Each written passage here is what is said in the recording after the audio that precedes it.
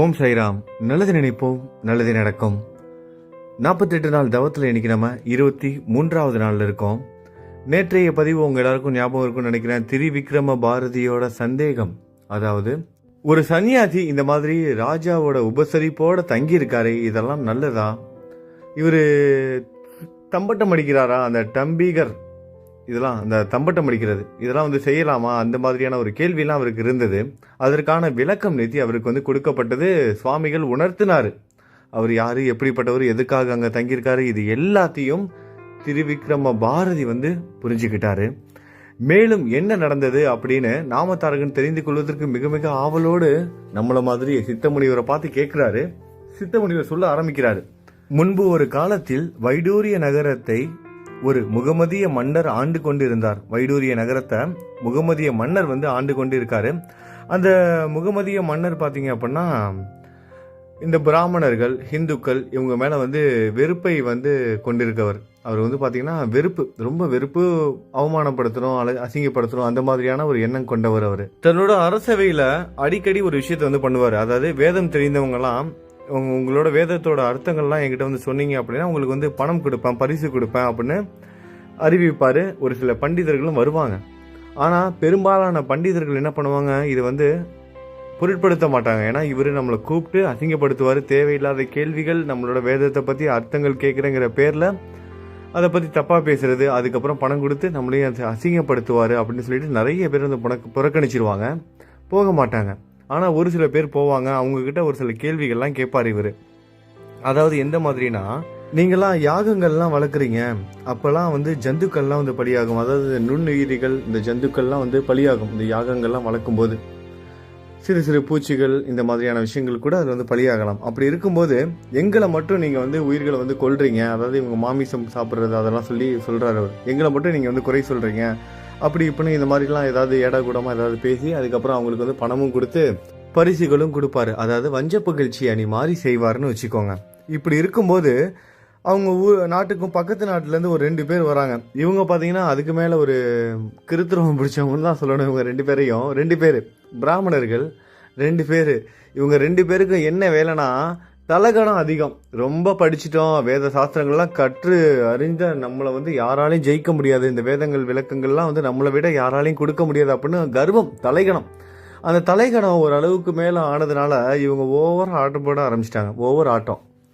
எப்படிப்பட்ட ஆட்டம்னா, போகிற வர இடத்துல எல்லாத்துலேயும் நாங்கள் தான் ரொம்ப படித்தவங்க, வேத சாஸ்திரங்கள் எங்களுக்கு மட்டும்தான் தெரியும் அப்படின்னு போகிற வரவங்க, சும்மா இருக்கிற சன்னியாசிகளையும், ரொம்ப எளிமையான வாழ்க்கை வாழ்ந்துட்டு இருக்க பிராமணர்களையும் போய் இவங்க கிண்டல் பண்ணுறது, எங்கள் கூட போட்டிக்கு வாங்க, சண்டைக்கு வாங்க, அதாவது வாக்குவாதத்துக்கு வாங்க அப்படின்னு சொல்லிட்டு வாக்குவாதத்தில் ஈடுபட்டுட்டு அதுக்கப்புறம் என்ன பண்ணுவாங்க, நீங்கள் தோத்துட்டோன்னு எழுதி கொடுங்க. அதாவது இவங்கள்ட்ட யாரும் போட்டிக்கு போகிறதில்ல, இவங்களே ஒவ்வொருத்தரையாக போய் வம்பிழுத்து போட்டிக்கு வாங்கன்னு கூப்பிட்டு வேத சாஸ்திரங்கள் அது இதுன்னு சொல்லிட்டு ஜெயிச்சுட்டு என்ன பண்ணுவாங்க, நீங்கள் தோத்துட்டோன்னு சொல்லிட்டு எனக்கு வெற்றி பத்திரம் உங்கள் கையால் எழுதி கொடுங்க அப்படின்னு ஒவ்வொருத்தரையா அசிங்கப்படுத்தணும். இவங்களோட குறிக்கோளே தான். அதில் ஒரு சைக்கோ மாதிரின்னு வச்சுக்கோங்க, சாடிஸ்ட் இவங்க. அந்த மாதிரி ஆளுங்க இவங்க. ஒவ்வொருத்தர்கிட்டயா இதே தான் போய் செய்கிற வேலை. இவங்க என்ன பண்ணுறாங்க, இந்த நாட்டுக்கு வராங்க, அதாவது இந்த வைடூரிய நகரத்துக்கு வராங்க. ஏற்கனவே இந்த முகமதிய மன்னர் எப்படி இந்த பிராமணர்கள், வேத சாஸ்திரங்கள் இதை எல்லாத்தையும் அசிங்கப்படுத்தணும், அந்த மாதிரியான ஒரு எண்ணம் கொண்டவர். இவங்க 2 பேரும் வராங்க.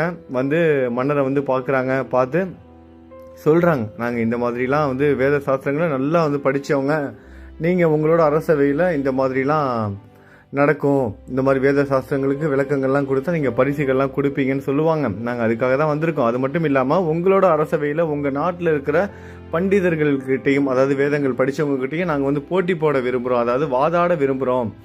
வாதாடி அவங்க ஜெயிக்கணும். தோற்றுட்டாங்கன்னா அவங்க நாங்கள் ஜெயிச்சிட்டோன்னா அவங்க வெற்றி பத்திரம் எழுதி கொடுக்கணும் அப்படிங்கிற மாதிரிலாம் அந்த ராஜா கிட்ட சொல்கிறாங்க. அந்த ராஜா கிட்ட விளக்கங்கள்லாம் கொடுக்குறாங்க. ராஜாவுக்கு ரொம்ப பிடிச்சி போயிருது. ஆக அற்புதமான ஒரு சான்ஸ் கிடச்சிருக்குடா, இதை நம்ம சரியாக பயன்படுத்திக்கிட்டு இந்த வேத சாஸ்திரங்கள், இந்த பண்டிதர்கள், இந்த மாதிரி நம்ம ஹிந்து ஆன்மீகத்தில் இருக்கவங்களெல்லாம் ஒரு வாய்ப்பு, தப்பாக பேசுகிறதுக்கும் அவங்கள பற்றி குறை கூறுவதற்கும் இந்த ஒரு அற்புதமான வாய்ப்பை பயன்படுத்திக்கலான்னு ஏற்கனவே காத்துக்கிட்டு இருக்க ராஜாவுக்கு இவங்க 2 பேரும் பல மாதிரி கையில் கிடச்சிட்டாங்க. சும்மா விடுவாரா? உடனே ஒரு அறிவிப்பு அவரோட அரசவையில். என்னன்னா, இவங்க கிட்ட இந்த 2 பேர்கிட்ட யாரெல்லாம் போட்டி போறீங்களோ போட்டி போடலாம். போட்டி போட்டு ஜெயிக்கிறவங்களுக்கு நீங்கள் விலை மதிக்க முடியாத, நீங்கள் எதிர்பார்க்காத அளவுக்கு செல்வத்தை கொட்டி கொட்டி கொடுப்பேன் நான். ஆனால் தோத்துட்டிங்கன்னா தண்டனை கிடைக்கும், இந்த மாதிரிலாம் சொல்கிறாங்க. உண்மையாகவே அந்த அரசவையில் நல்லா படித்தவங்க, நல்ல பண்டிதர்கள், வேத சாஸ்திரங்களை கற்று தேர்ந்தவங்க நிறைய பேர் இருக்காங்க. ஆனால் அவங்களுக்கு இதில் ஈடுபாடு கிடையாது. இந்த மாதிரி கர்வத்தோடு இருக்கிற 2 பேரோட நம்ம வாதிட்டோம் அப்படின்னா நம்ம படித்த படிப்புக்கே மரியாதை கிடையாது, வேத சாஸ்திரங்களை நம்ம அவமதிக்கிற மாதிரி ஆயிரும். வெற்று தம்பட்டம் அடிப்பதற்காகவும் வீணாக இந்த முகமதிய மன்னர் நல்ல எண்ணத்தோட பரிசு கொடுத்தா பரவாயில்ல, இவர் கெட்ட எண்ணத்தோட கொடுக்குற இந்த பரிசுக்காகவும் நம்ம ஆசைப்பட்டு இந்த வேத சாஸ்திரங்களுக்கு நம்ம இழுக்கு உண்டாக்க கூடாது, அதாவது அசிங்கப்படுத்தக்கூடாது அப்படின்னு நினைச்சிட்டு அவங்க எல்லாரும் விலகிக்கிறாங்க. இந்த 2 பேரும் என்ன பண்றாங்க, எல்லாருக்கிட்டையும் கையெழுத்து வாங்கிக்கிறாங்க. அதாவது வெற்றி பத்திரம், அதாவது இவங்க தான் வேத சாஸ்திரங்களை கற்று அறிந்தவர்கள், மிக மிக உயர்ந்தவங்க அப்படின்னு அங்க இருக்கிற அரசவையில் இருக்க அந்த பண்டிதர்கள்ட்ட எல்லாம் எல்லாத்தையும் கையெழுத்து போட்டு கேட்கறாங்க. எல்லாரும் கையெழுத்து போட்டு கொடுத்துறாங்க. ஆமாப்பா வச்சுக்கோங்கப்பா, நீங்க தான்ப்பா பெரிய உயர்ந்தவங்க, உங்க கூட எல்லாம் நாங்க சண்டைக்கெல்லாம் வரல, அதாவது இந்த வாதாடலாம் வரல, அப்படியே இருந்துட்டு போகட்டும் வீடுங்கன்னு சொல்லிட்டு யாருக்கிட்டையும் நாங்கள் ப்ரூஃப் பண்ண வேண்டிய அவசியம் இல்லை அப்படிங்கிற மாதிரியான ஒரு எண்ணத்தோட என்ன பண்ணுறாங்க, கையெழுத்து போட்டு கொடுத்துட்றாங்க. ராஜாவு என்ன பண்ணுறாரு, இந்த 2 அகம்பாவம் பிடிச்சவங்க நம்மளோட இதுலேயே இருக்கணும், அப்போ தான் வரவங்க போகிறவங்க எல்லாரையும் நம்ம அசிங்கப்படுத்த முடியும் இவங்களை வச்சுக்கிட்டு அப்படின்னு தெரிஞ்சுக்கிட்டு அவர் என்ன பண்ணுறாரு, இவங்க 2 பேருக்கும் அரசவையிலே ஒரு முக்கியமான பதவியும் போட்டு கொடுத்துறாரு. அங்கேயே இருக்காங்க. இப்படியே இருந்தவங்களுக்கு இவங்களுக்கு இதிலலாம் அவங்களுக்கு பெரிய விருப்பம் கிடையாது. இவங்களோட விருப்பம் என்ன, இந்த மாதிரி போய் ஒவ்வொருத்தரையாக போய் நம்ம வெற்றி பெற்றுட்டோம்னு சொல்லிட்டு எழுதி வாங்கணும். அதில் தான் அவங்களுக்கு ஒரு போதை மாதிரி, அவங்களுக்கு அதில் தான் அவங்களுக்கு சந்தோஷமும் கூட. அந்த ஒரு கீழ்த்தரமான ஒரு எண்ணம் கொண்டவங்க. அதனால அவங்களால ரொம்ப நாள் அங்கே இருக்க முடியல. அந்த மன்னர்கிட்ட போய் சொல்கிறாங்க, ராஜா நாங்கள் எங்களால் இங்கேருந்து இருக்க முடியாது, நாங்கள் இந்த மாதிரி நிறைய பேரை போய் வெற்றி பெறணும், அதனால நாங்கள் பக்கத்தில் இருக்க ஊருக்கெல்லாம் போயிட்டு வரோம், நிறைய பேர் ஜெயிச்சுட்டு இங்கே வரோம், நீங்கள் அனுமதி கொடுங்க ராஜா அப்படின்னு சொல்லிட்டு இந்த 2 பேரும் பிராமணர்களும் பர்மிஷன் கேட்குறாங்க. ராஜாவும் கொடுத்துறாரு. சரி நீங்கள் போயிட்டு வெற்றி பெற்றுட்டு வாங்க. இவருக்கு சந்தோஷம் ராஜாவுக்கு. ஆஹா, அதாவது இவங்களுக்குள்ளேயே சண்டை போட்டுக்க போகிறாங்க. அதாவது இந்த பிராமணர்கள் என்ன பண்ணுறாங்க, இந்த வேத சாஸ்திரங்கள் கற்றுக்கிட்டவங்க அவங்க வேதங்களுக்குள்ளேயே சண்டை போட்டுக்க போகிறாங்க. அதாவது வேத சாஸ்திரங்கள் படித்தவங்களே அதை பற்றி தப்பாக பேச போகிறாங்க, அவங்களுக்குள்ள சண்டை போட்டுக்க போகிறாங்க. அதனால இவருக்கு ஒரு சந்தோஷம். அதனால இவரு என்ன பண்ணுற, சந்தோஷமாக வழி அனுப்பி வைக்கிறாரு. போகிறதுக்கு செலவுக்கு காசும் கொடுத்து சந்தோஷமாக போயிட்டு, இந்த உங்களோட உயர்ந்த உள்ளம் நல்லபடியாக இருக்கட்டும், நீங்கள் உங்களோட சேவையை நீங்கள் நல்லா செய்யுங்க அப்படிங்கிற மாதிரி அப்படி இப்படின்னு வாழ்த்தி என்ன பண்ணுறாரு, அனுப்பி வைக்கிறார். சந்தோஷமாக அனுப்பி வைக்கிறாரு. இந்த அவமானப்படுத்துறது, அதாவது இந்த வேதங்களெல்லாம் அவமானப்படுத்துறது அந்த ராஜாவுக்கு ரொம்ப பிடிச்சி போய் அவரும் அனுப்பி வைக்கிறாரு. கூடவே எப்படிலாம் அனுப்பி வைக்கிறாருன்னா, யானைகள்லாம் கொடுக்குறாரு, யானை மேலே உட்கார வச்சு கூட வேலை செய்கிறதுக்கு ஆளுங்கள்லாம் அனுப்பி வைக்கிறாரு. இப்படி ஊராக போய் உங்களோட இந்த புனிதமான சேவையை செய்யுங்கன்னு அந்த 2 பேரையும் அனுப்பி வைக்கிறாரு. இவங்களும் யானை மேலே உட்காந்து பரிவாரங்களோட ராஜ உபசரணையாக ஒவ்வொரு ஊராக போயிட்டு இவங்களோட இந்த கீழ்த்தரமான எண்ணத்தை செயல்படுத்துகிறாங்க. ஒவ்வொரு ஊருக்காக போயிட்டு ஒவ்வொருத்தரையாக அசிங்கப்படுத்துறது, நான் தான் ஜெயிச்சேன்னு சொல்லிட்டு எழுதி வாங்குறது, இந்த மாதிரியான வேலைகள்லாம் செஞ்சுக்கிட்டு இருக்காங்க. சாதாரணமாகவே இவங்க ஆடுவாங்க. இப்போ ஒரு ராஜாவோட ஆதரவும் இருக்கிறதுனால ராஜ உபசரணையோட ஊர்வலமாக போய் ஒவ்வொரு ஊராக செய்கிறாங்க. கடைசி அவங்க எங்கே திரும்ப போனாங்க, குமசி கிராமத்துக்கு. எந்த கிராமம், குமசி. ஞாபகம் இருக்கா? இங்கே யார் இருக்கா, நம்ம ஸ்ரீ நரசிம்ம சரஸ்வதி சுவாமியோட அருளும் ஆசியும் பெற்ற திரிவிக்ரம பாரதி இருக்காரு. அந்த ஊருக்கு போயிடுறாரு. அங்க போயிட்டும் இவங்களோட வேலையெல்லாம் காமிக்க ஆரம்பிக்கிறாங்க. அங்க இருக்க ஊர் மக்கள் எல்லாம் பேசுறாங்க. இங்க திரிவிக்ரம பாரதின்னு ஒருத்தர் இருக்காரு, அவரு தான் எங்க ஊர்லயே ரொம்ப அறிவாளி, வேத சாஸ்திரங்கள்லாம் நல்லா கற்றறிந்த ஒரு பண்டிதர் அவரு அப்படின்னு கேள்விப்படுறாரு. அங்க மக்கள் எல்லாம் சொல்றாங்க. உடனே இவங்க என்ன பண்றாங்க, என்னது பெரிய ஆளா, யாருன்னு ஒரு கை பாத்திரலாம், முதல்ல அவங்கள தான் நம்ம அசிங்கப்படுத்தணும், அதாவது அவங்க கிட்ட தான் நம்ம வெற்றி பத்திரத்தை எழுதி வாங்கணும்னு சொல்லிட்டு முதல் வேலையை என்ன பண்றாங்க, நேராக அவரை போய் பாக்குறாங்க. அவரை போய் பார்த்தோன்னா அவருக்கு இதெல்லாம் ஈடுபாடு கிடையாது. அவர் நார்மலாகவே ரொம்ப சாதுவான ஆள், அவர் சன்னியாச தர்மத்தெல்லாம் ரொம்ப கடைபிடிச்சு வாழ்கிற ஒரு சாதாரணமான ஒரு ஆள். வெற்றி அந்த வீண் தம்பட்டம்லாம் இருக்காது. அதனால தான் சத்குருவையே ஏன் இப்படி இருக்கீங்க அப்படிங்கிற மாதிரி எண்ணம்லாம் அவருக்கு வந்தது. அதுக்கான விளக்கமும் சத்குரு அவருக்கு சொன்னார், புரிஞ்சுக்கிட்டார் இவரும். அப்படிப்பட்ட ஒரு ஆள் அவர். நரசிம்மரை வழிபடுறாரு. நரசிம்மரை வழிபடுறது மூலமாக நரசிம்ம சரஸ்வதியோட அருளும் ஆசையும் பெற்றவர் அவர். அப்படிப்பட்ட ஒரு பண்டிதர் அவரை திரிவிக்ரம பாரதியை பார்த்து இவங்க எல்லாரும் இந்த மாதிரி நீங்கள் எங்கள் கூட வாதாடுக வாங்க, வேத சாஸ்திரங்கள் வச்சு நம்ம போட்டி போடுவோம், யாருக்கு ரொம்ப தெரிஞ்சிருக்கு அப்படின்னு போட்டி போடுவோம். நீங்கள் ஜெயிச்சிட்டீங்க அப்படின்னா நாங்கள் உங்களுக்கு எழுதி கொடுக்குறோம், நீங்கள் தோத்துட்டீங்கன்னா எங்களுக்கு வெற்றி பத்திரம் எழுதி கொடுக்கணும் அப்படிங்கிற மாதிரி சொல்கிறாங்க. இவருக்கு திரிவிக்ரம பாரதி என்ன சொல்கிறாரு, ஐயா எனக்கு வேத சாஸ்திரங்கள்லாம் தெரியாது, என்னை விட்டுருங்க, அப்படி தெரிஞ்சிருந்தா உங்கள் அளவுக்குலாம் நான் தெரிஞ்சிருந்தா